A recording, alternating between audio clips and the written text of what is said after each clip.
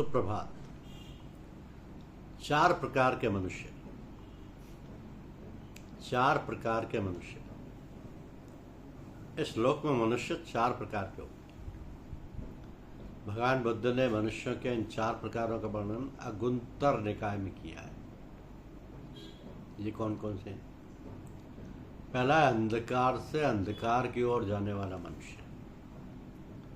अंधकार से अंधकार की ही ओर, यानी बुरे कर्म, अकुशल कर्म करता है, ये दूसरों को कष्ट देता है, गलत मार्ग पर चलता है, इस जीवन में भी दुख पाता है और आगे भी दुख को प्राप्त करता है।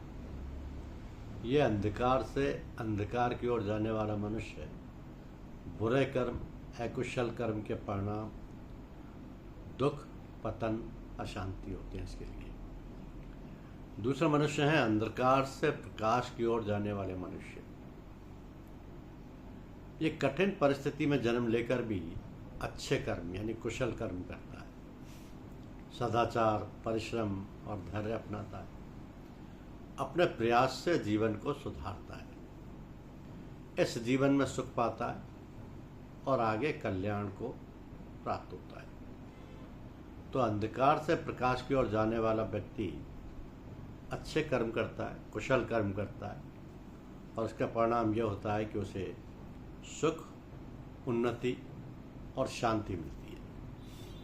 तीसरा होता है प्रकाश से अंधकार की ओर जाने वाला मनुष्य, यानी अच्छे परिवार या परिस्थिति में जन्म लेकर भी बुरे कर्म या अकुशल कर्म करता है, गलत संगति और बुरी प्रवृत्तियों में पड़ता है, अहंकार, लोभ, क्रोध आदि से पतन की ओर जाता है, इस जीवन में दुख पाता है और आगे भी दुख को प्राप्त होता है। तो जो व्यक्ति प्रकाश से अंधकार की ओर जाता है वो बुरे कर्म यानी अकुशल कर्म करेगा और उसका परिणाम होगा दुख, पतन और अशांति।